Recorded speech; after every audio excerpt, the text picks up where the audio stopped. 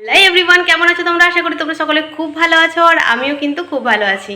তো তোমাদের ছোট ছোট কমেন্টগুলো আমি সমস্ত কিছু কিন্তু দেখি, আর তোমরা অনেকেই বলেছো কি দিদি হেম দেখাও, হুক কীভাবে লাগাতে হয়, ঘাটি কীভাবে করতে হয় এবং চেন লাগানো, এই ছোটোখাটো জিনিসগুলো কিন্তু শিখতে হয়, নাহলে কিন্তু অনেক প্রবলেমে পড়া যায়, তাই না? তো এই ছোটোখাটো বিষয় নিয়ে আজকে আমি তোমাদের পুরো ভিডিওটা আমি মানে করেছি, যেটাতে তোমরা এই ছোটোখাটো বিষয়গুলো সবই জানতে পারবে। একটা ভিডিওর মাধ্যমে দিয়েছি, কারণ ছোটো ছোটো করে অনেকগুলো ভিডিও দেওয়া। তো আমি খুব শীঘ্রই তোমাদেরকেই নিয়ে যাব, মানে ব্লাউজের মধ্যে নিয়ে যাব। তার জন্যই আমি একটু মানে একটা ভিডিওর মধ্যেই দেখিয়েছি। আশা করি তোমরা শিখতে পারবে, এগুলো খুব কঠিন একটা কাজ নয়, সহজ কাজ। তো চলো তোমরা এই ভিডিওটা দেখে না পুরোটা, আশা করি তোমরা শিখে যাবে একটা ভিডিওর মাধ্যমে। তো চলো পুরো ভিডিওটা দেখতে থাকো, আশা করি তোমাদের ভিডিওটাতে আজকে অনেক উপকার হবে। আর কেমন লাগছে অবশ্যই কমেন্ট করে জানাবে, ভালো লাগলে চ্যানেলটাকে প্লিজ সাবস্ক্রাইব করে দিও। তো চলো দেখতে থাকো। তো চলো আজকে আমি তোমাদেরকে চেন লাগানোটা দেখিয়ে দিই। কামিজ বা ফ্রক যে কোনো কিছুতে এইভাবে তোমরা কিন্তু চেন লাগাতে পারো খুবই সহজভাবে। তো তোমরা আমার কাছে কিন্তু একটা জিনিসই জানতে চাও কি দিদি তুমি খুব সহজভাবে দেখাও, তো আমি যতটা সহজ হয় সেই সহজ জিনিসটাই তোমাদেরকে দেখাচ্ছি। তো এটা হচ্ছে আমাদের যে কোনো টপের হোক, বা এটা একটা ফ্রকের ধরো টপ, পিছন দিকটা এটা কিন্তু পিছনের পার্টটা। তো মাঝ বরাবর একটা এরকমভাবে দাগ দিয়ে নেবে। তোমরা চাইলে দাগ না দিলেও হবে, মাঝ বরাবর একটা ভাঁজ করে নেবে। এবার আমরা 2 ইঞ্চি বরাবর একটা পটি কেটেছি। তোমরা 1.5 ইঞ্চিও কাটতে পারো, 1 ইঞ্চিও কাটতে পারো, এটা কোনো মাপের ব্যাপার নয়, একটা পটি কাটতে হবে। এটাকেও মাঝ বরাবর একটা দাগ দিয়ে নিলাম। এভাবে দাগ দিয়ে নিয়ে ঠিক মাঝ বরাবর আমরা কী করব, পটিটাকে বসাবো। এইভাবে আমাদের কিন্তু পুরোটাতে চেন হবে না, এখানটাতে কী হবে, আমরা 3 ইঞ্চ মতো নিচে রেখে আমাদের বাকিটাতে কিন্তু চেন লাগবে। তো সেই বরাবরই আমরা সেলাই করব। কি করব, আমরা প্রথমে যে মাঝে দাগটা দিয়েছি সেই মাঝের ধারে ধারে কিন্তু আমরা সেলাই দেবো, মাঝখানে কিন্তু নয়। এই মাঝের যে দাগটা দিয়েছি তার এই সাইডে একটা সেলাই পড়বে, মাঝের অপর সাইডে একটা সেলাই পড়বে। এইভাবে কিন্তু আমাদের সেলাইটা দিতে হবে, মাঝখানে কিন্তু আমাদের সেলাইটা হবে না, মাঝখানে আমাদের কী করতে হবে, কাটতে হবে। তো দেখো এভাবে কিন্তু আমরা কোণ করে একটা সেলাইটা দেবো, 4 কোণা করে কিন্তু ওখানটাতে আমরা সেলাই দেবো না। তো দেখো এভাবে আমরা আবার কাট করে নেব। এবার কি করব, এই যে মাঝে যে দাগটা দিয়েছি সেই দাগটা বরাবর কিন্তু আমরা কাট করব, যতটা আমরা রেখেছি ততটা পর্যন্ত।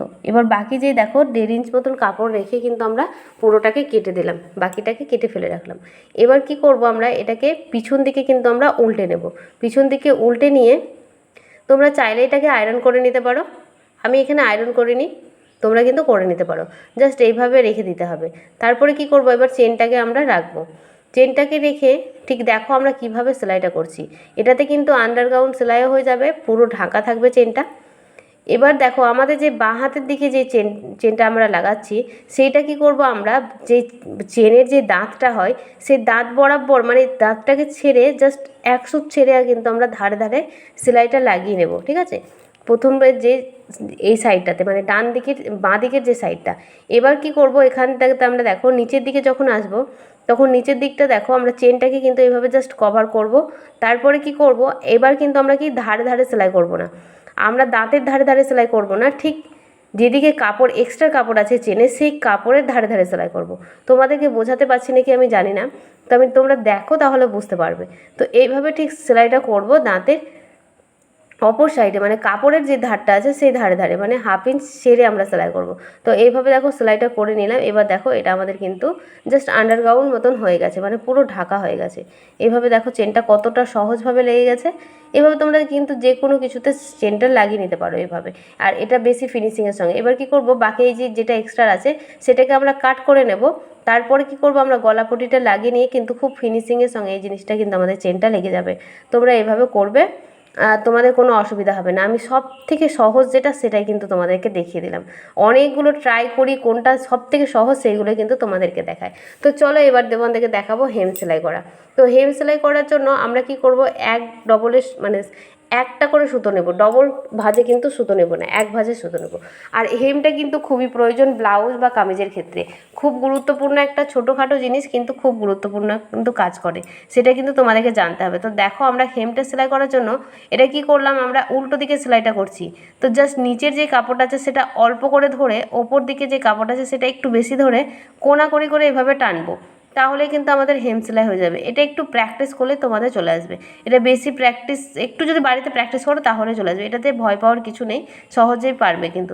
দেখো, কারণ আমাদের এই যে ব্লাউজের ক্ষেত্রে কিন্তু হেমের খুব প্রয়োজন হয় হাতের কাজগুলো, আর হেম দিলে বেশি সুন্দর হয়, দেখতে ভালো লাগে। তো দেখো কতটা হেম সেলাই করতে হয় একটা ব্লাউজে, কোমর পটিতে, পিঠে, গলাতে, সমস্ত কিছুতে কিন্তু আমাদের হেম সেলাই হয়। তো দেখো হেম সেলাইটা আমরা করেছি, সেটাই তোমাদেরকে দেখালাম কি ব্লাউজের ক্ষেত্রে কিন্তু প্রচুর হেম সেলাইয়ের প্রয়োজন হয়। আর এবার তোমরা বলেছিলে হুক আর ঘাটি দেখাতে, তো আমি কিভাবে হুক ঘাটি লাগাই নর্মালি সেটাই তোমাদেরকে দেখাচ্ছি। তোমরা কিন্তু মেশিনের সাহায্যেও হুক লাগাতে পারো বা ঘাটি করতে পারো, কিন্তু আমি তোমাদেরকে হাতে কিভাবে করি সেটাই তোমাদেরকে দেখাচ্ছি। তো আমি নিয়ে নিয়েছি এবার ডবল সুতো। তো দেখো উল্টো দিক থেকে আমি এই ছুঁচটাকে বের করব, আর জাস্ট এইভাবে আমরা ধরে, দেখো এইভাবে 2-3 সুত মতন চওড়া রেখে এইভাবে কিন্তু আমরা 3বার এভাবে রাউন্ড করে নেব। এবার কি করব, দেখো বুড়ো আঙুলের সাইডে আমরা রেখেছি সুতোটাকে, তার মধ্যে দিয়ে আমাদের কিন্তু সুতোটা টানতে হবে যাতে আমাদের গিট পড়ে। দেখো আমরা কিন্তু এইভাবে যেন আমাদের গিট পড়ে, মানে ফাঁসটা যেটা পড়ে, তবে এই ফাঁস পড়ে পড়ে পুরো রাউন্ডটাকে আমরা কিন্তু কভার করব, তাহলে খুব শক্ত হবে এবং কাস্টমার খুশি হবে। এই কারণেই, কারণ এটা একদম ছিঁড়ে না, খুব শক্ত হয়।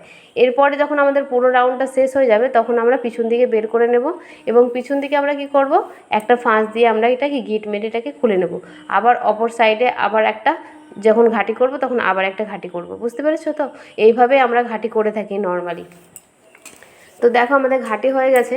এবার চলো তোমাদেরকে হুকটা লাগানো দেখিয়ে দিই। তো হুকটা কীভাবে লাগাতে হবে, ঠিক ঘাটির একদম বরাবর আমাদেরকে দেখে নিতে হবে। এভাবে কিন্তু তোমাদেরকে আগে মার্ক করে নিতে হবে, মার্ক করে নিয়ে কিন্তু আমাদের হুক আর ঘাটিটা করতে হয়, ঠিক আছে? যেহেতু আমি এটা ব্লাউজের মধ্যে দেখাইনি, জাস্ট এমনি একটা কাপড়ের মধ্যে দেখিয়েছি। তো এইভাবে হুকটাকে বসাবে, আর হুকের যে পা দুটো আছে সেই দুটোতে আমরা কিন্তু প্রথমে আগে গিট মেরে ফাঁস দিয়ে সুন্দরভাবে ওটাকে আটকে দেবো, এবং মাথার দিকটাতে এইভাবে কিন্তু আমরা, দেখো এইভাবে কিন্তু আমরা ফাঁস দিয়ে দিয়ে সুন্দরভাবে কিন্তু এটাকে আটকে দেবো, তাহলেই কিন্তু হয়ে যাবে, খুবই ইজি। এই সহজ ট্রিকগুলোই তোমাদেরকে দেখাচ্ছি, ভেবো না কি আমি অন্য কিছু জানি না, অবশ্যই সবই জানি, কিন্তু তোমরা আমার কাছে দেখতে চাও সব থেকে সহজ দিদি কোনগুলো হয়, কীভাবে হয়, তাই সহজ জিনিসটাই তোমাদেরকে দেখাচ্ছি। তো দেখো হুক ঘাটিটা আমাদের